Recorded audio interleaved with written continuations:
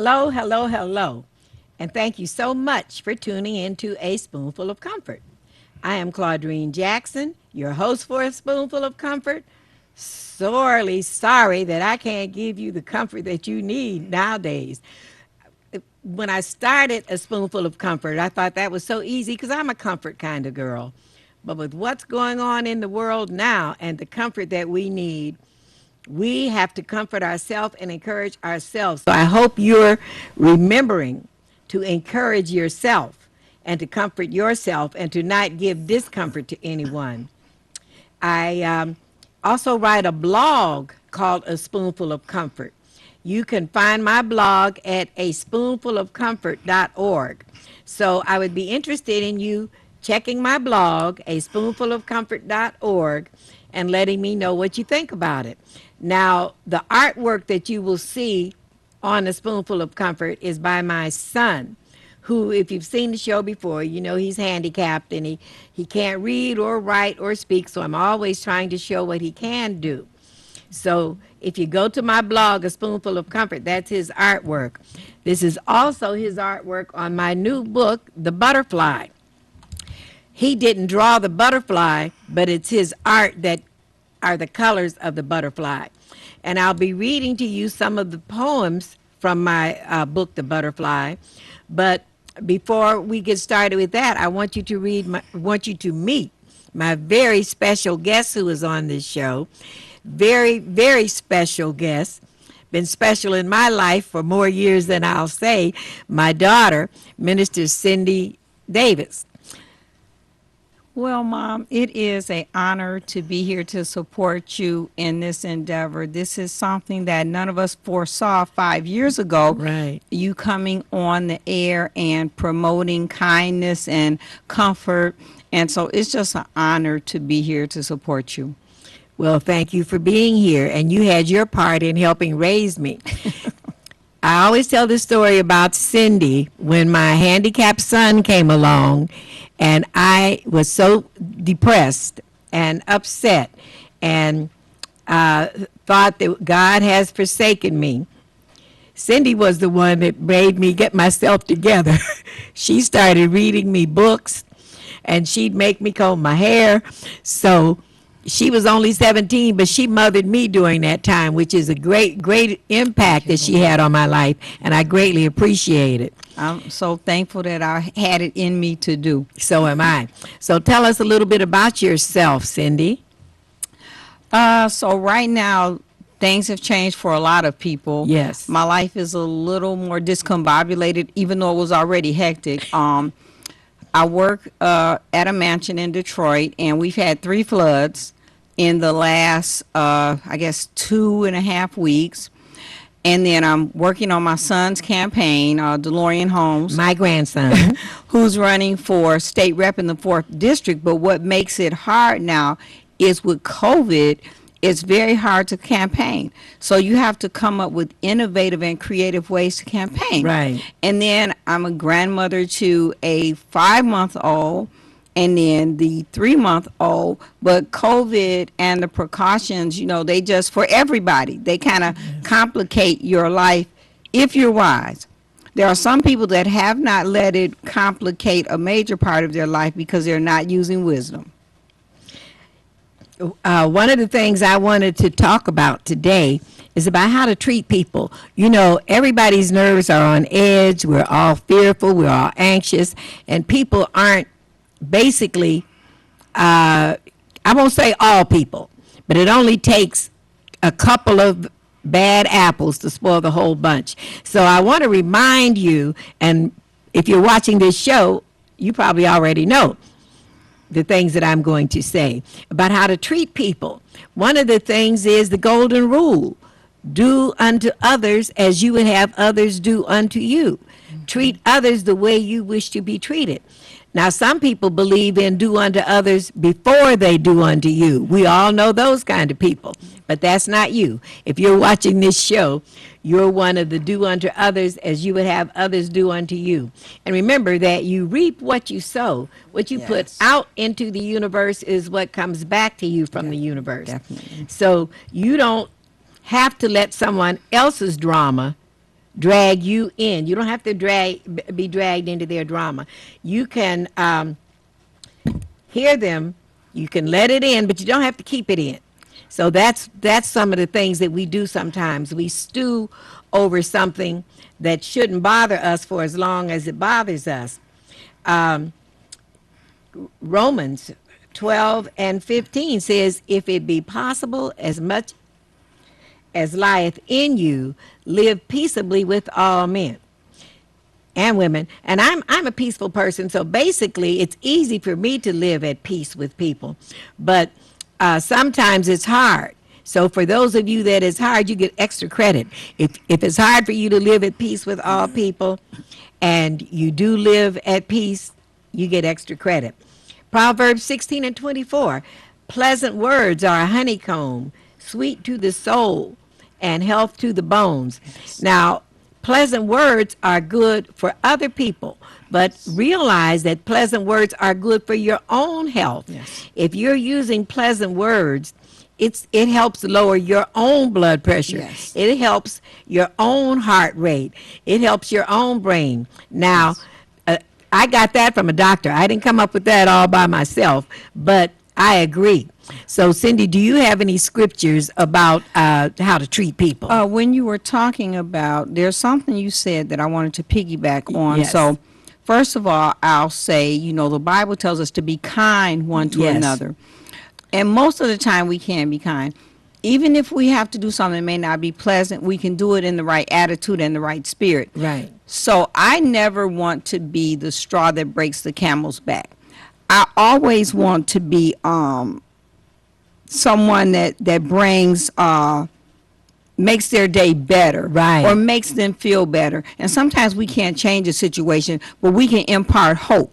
Right. And so sometimes that's all people need. Sometimes it's just a listening ear. They just want to know that somebody cares. So be kind one to another.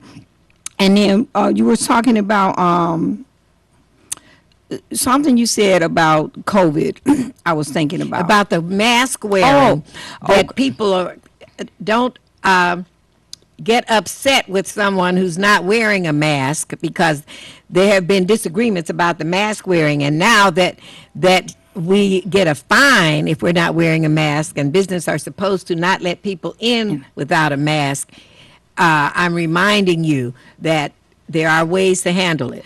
Okay, and so my scriptures that I would apply to that is Proverbs 1 and 7 says, the fear of the Lord is the beginning of knowledge, but fools despise wisdom. And I'm not personally calling anybody a fool, but if the medical science and the statistics and the numbers are saying you should wear a mask, why would you reject that knowledge? And Proverbs 4 and 6 says, do not forsake wisdom, and she will protect you. Love her, and she will watch over you. So this is just a new form of protection for us, and a form wisdom. If we do it, we're wise. And it's something we never expected.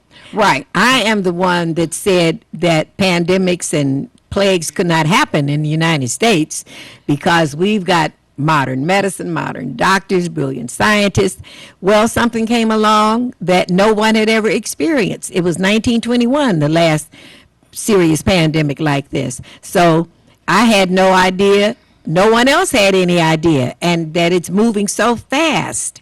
And Mom, mankind is very smart. God created us to be smart. We are very Right. smart, but we will never know and be on top of everything. And that's what we have to understand. We will never conquer life. Right. One of the other scriptures that I wanted to share with you, I haven't talked about the Purvis Jackson Foundation because this has not been a good period of time to try to raise money for the Purvis Foundation. But one of the basis of the Purvis Foundation is the strong ought to bear the infirmities of the weak. Yes. That's Romans 15 and 1. And this is my own son. So after my daughter, Cindy, taught me how to bear the infirmities of my own son, after I grew up, I learned how to try to help others, because if I was going through it, the other parents of children such as my son were going through it. Galatians 6 and 2, bear ye one another's burdens. Galatians 6:3, be ye not weary in well doing, for in due season ye will reap if ye faint not. So when I get tired and weary and think, is it all in vain? I have to put forth the effort. So these things are all possible, all those scriptures that you Yes. just read, but everybody does not choose to. There are people that could loan somebody $5, loan somebody $10, pay somebody's gas bill, fill somebody's That's gas right. tank, help watch their children, but it's a choice. We have to choose to do these things that benefit mankind and our inner being, because when you do good, you normally feel good. That's And so right. it is a choice. If you're sitting there with a bunch of money in the bank and you won't help anybody, if you don't want to loan anybody, if you don't want to take anybody food, I mean, it's your choice, but it's not benefiting you or mankind. Absolutely. And remember, you can agree to disagree. You can disagree Yes, without being disagreeable. that's right. People nowadays, it's if you disagree with them, it's like you're evil. Instead of just, there was a time we were Yes, civil to each other, whether we disagreed or not. You don't have to see eye to eye to walk hand in hand. that's true. That's it, and it seems like it's getting lost today, and that's why I wanted to remind us of how we want to treat people.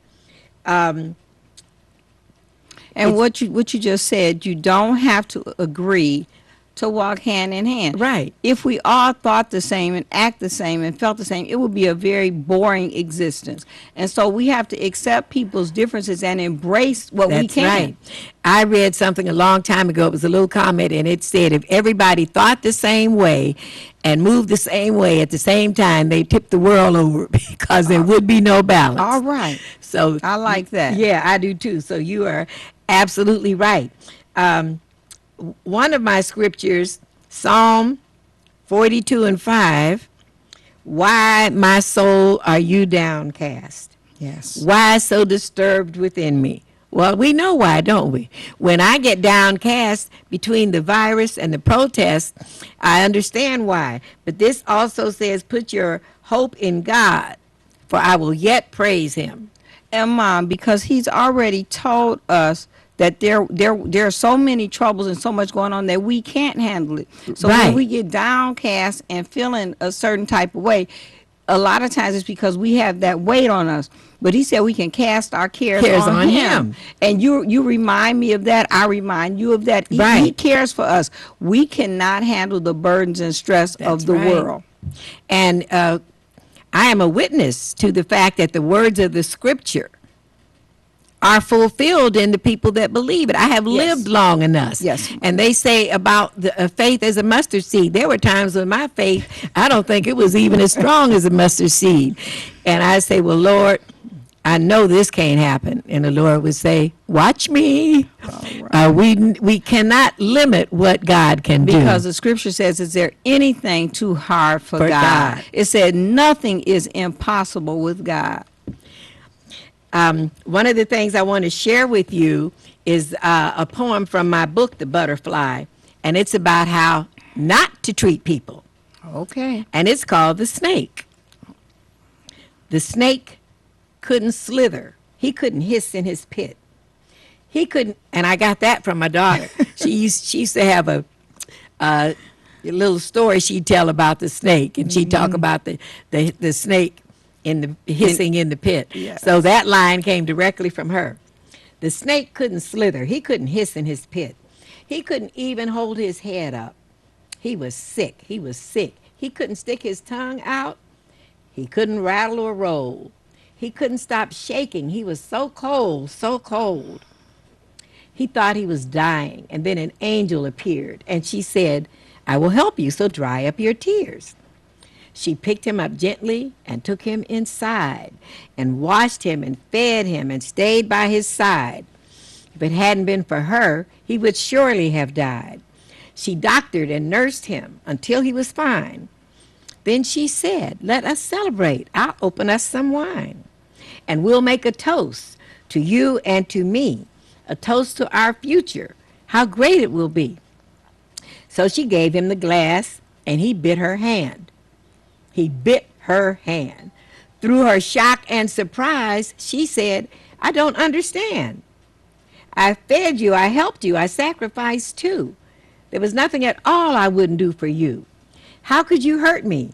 I thought we were friends. And he said, you knew darn well I was a snake when you took me in.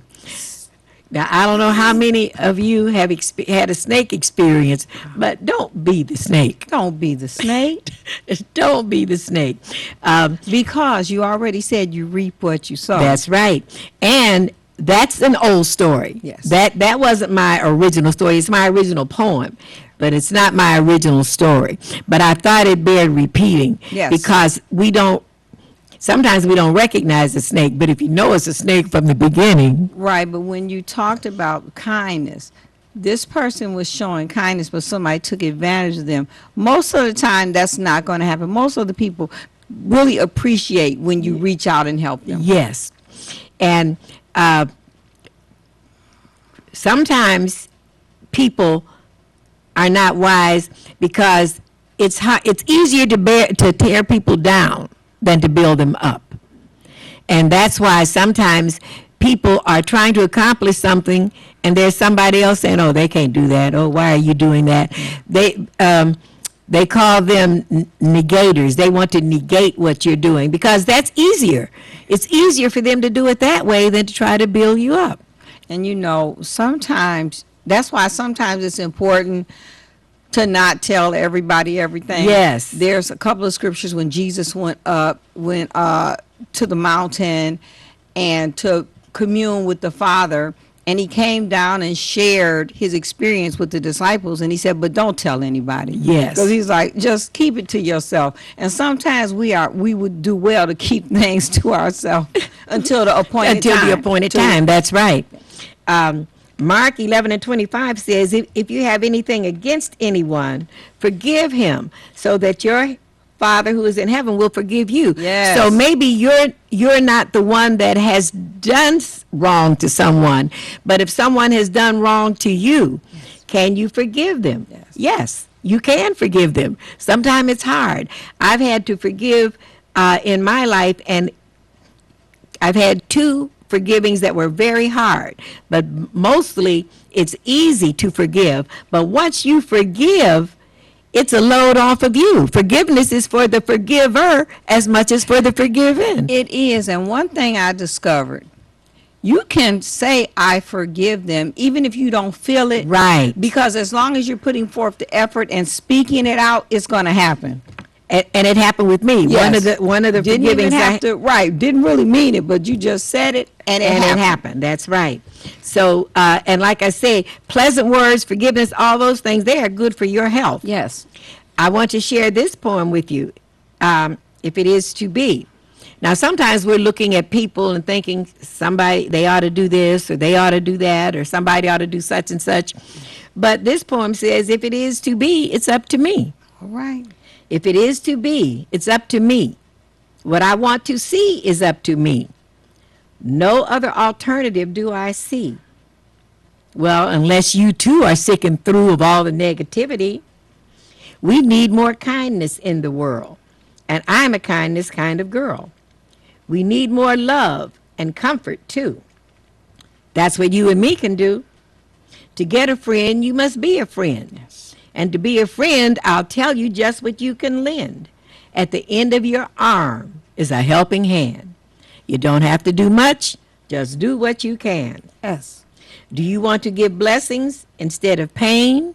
Do you want to bring sunshine instead of rain? When you look into the mirror and see who you do see, remember, you can tell yourself, if it is to be, it's up to me.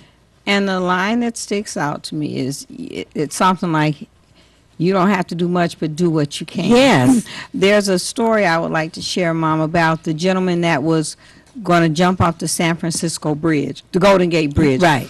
And he said in his mind, if one person asks me today how I'm doing, I won't jump. And he was crying all day, walking and crying and trying to figure out what he was going to do. And even the guard that was paid to keep people from jumping off the bridge didn't even ask him. He saw him crying, and he jumped. So like she just said, you don't have to do much. You can just give a smile or ask somebody That's how right. they're doing or tell them have a good day. Open the door for them. It can be small gestures.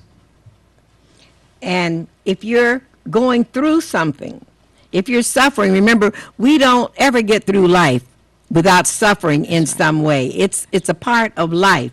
But the suffering of the present day are not worthy of the glory that will be revealed in you. That's Romans 8:18.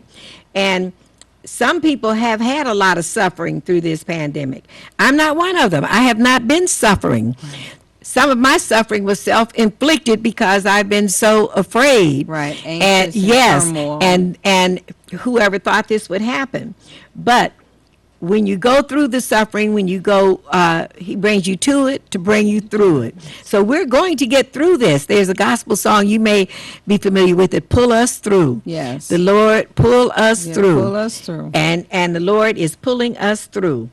And talk about encouragement, gospel songs, prayer, scriptures. I have relied on these heavily to see me through. And one of our gospel songs, I just can't give up now. That's right. I've come too far from where I started from. Nobody told me the road would be easy, but I can't believe he brought me this far to leave me. That's certainly right. And if you listen to your scriptures, and if you read your scriptures, which you can do day or night, if you need some encouragement and it's 3 a.m. and you don't want to call anybody, Open that Bible. that's right. Turn on the radio. That's right. And I did want to say about the story about the gentleman that jumped off the bridge. Yes. He is one of the few people that survived. Oh, he did? Jumping, That's how you got the jumping story. off the He Golden Gate survived, Bridge. yes. So I would challenge you today to be that person that asks somebody, yes. how are you doing? Yes. What do you need? Are you okay? I would give you that challenge to be that little bit of goodness, light, and kindness in the life of either a stranger or somebody that you know. I like that. That's a very good suggestion. And it's not difficult. Right. It's one of the easiest things you can do. It's free. Yes. And if you're someone who can afford it, then you can do something that's not free. But a smile, a kind word, Yes. those are very easy things to do for your fellow man. Yes. Now, going through something, when you see someone, you don't know what they're going through. That's I mean, right. there have been plenty of times when I'm good with my makeup and my hair, and I've looked like I don't have a problem in the world and been crying on the inside. Yes. So when you see someone, you don't know who's crying on That's the inside, right. however they look on the outside. That's right. Or even if they're smiling on the outside. Yes, yes. Another one of my favorite scriptures is gospel songs is the Lord will make a way somehow. And you know, a lot of the gospel songs are based on the scriptures. Yes. Like a ship that's tossed and driven, and don't we feel that way sometimes? Like a ship that's tossed and driven and battered by an angry sea, when the storms of life are raging and the fury falls on me. Yes, Lord. And I wonder just what I have done that makes my race so hard to run. I say to my soul, don't worry, the Lord will make a way somehow. Yes, Lord. I am here to tell you, the Lord will make a way somehow. Where you can't see a way, you don't know what the Lord has in store. What was your line? That nothing too hard for God? Yeah, there's not, and that's a scripture. There's nothing too hard for God. And what my mom is saying, all it takes is that little bit of faith. Just ask him. Yes. It doesn't have to be a long, flowery dissertation. Just say, help me, Lord, or I need you, Lord. And there's another gospel song. I thank him for my mountains. I thank him for my valleys. I thank him for the storms he brought me through. I can say that in truth because I do thank him for my mountains. My mountains made me grow. I thank him for my valleys. I thank him for the storms he brought me through. If we never ever had a problem, how would we know that God would solve them? how would we know what faith in God can do? And that those are the words, and the song that matches it is the song by Marvin Sapp. I'm stronger, I'm Yes. wiser, I'm better because of the experiences that he went That's through. right. And when We can allow experiences to yes. make us better. And when the scripture about moving a mountain, if your faith is as a grain of a mustard seed, you can remove the mountain. Well, I wanted God to move this mountain. I wanted God to move this mountain. The mountain in my life was autism, and I was trying to cure my son. He would not be cured. He could not be cured because he's on the lower end of the autism spectrum. I said, well, Lord, are you going to move my mountain? Well, God did not move my mountain, but he moved me. All right. So we don't know how God is going to answer That's our right. prayers. That's right. He did not cure my son, but he cured me. And he moved you to a place where the mountain wasn't just in front of you as a wall. Right. And so whatever you're going through, you don't know what God has planned for you. And we're all going through something now. I guess that's the amazing part to me. We're going through something all over the world. This is a worldwide pandemic. So if you can keep the faith, you're in the master's hand, and the master has a plan. Yes. So hold on. And I thought I was so brave and so spiritual and so confident, but I had to rely on all of these things during this pandemic, and it's not ending. I said I lifted my eyes to the hills from whence cometh my help, and I thought I saw past the pandemic. I was saying, well, Almost over. yes, and now here it's growing instead of getting smaller. So we don't know what the future may bring, but we know who's in the future. So I want to share another poem with you, He Who Holds the Future. This poem is in my book also. When storms are raging round me, and I'm drowning in quicksand, and unhappy things are happening, things that I don't understand, when I don't know what else to do, I'll just do what I can, because He who holds the future, He also holds my hand. I believe that God is with me every step of the way. If He brought me to it, He'll bring me through it. So in His care, I will stay. And I will face my future according to His plan, because He who holds the future, He also holds my hand and your hand. So when you get dismayed and downhearted, why, my soul, are you downcast? Remember, He who holds the future, He also holds your hand. So time went so fast. But thank you so much, Cindy, for being a guest on the show today. And I really appreciate it. And please tune in again for a Spoonful of Comfort on Tuesdays right here on WHPR at 1:30 p.m. And thank you for being an encourager in the world, Mom. Thank you.